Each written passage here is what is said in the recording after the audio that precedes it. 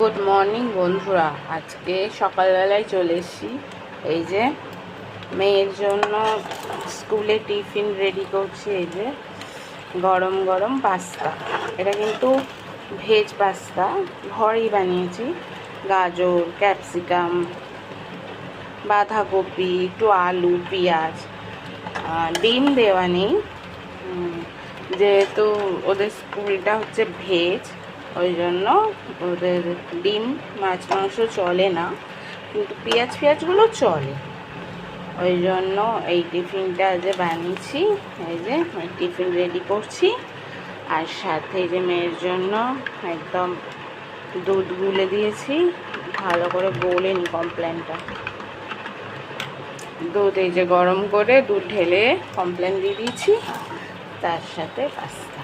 কেমন লাগলো জানাবেন, পাস্তাটা কেমন হয়েছে তাও জানাবেন।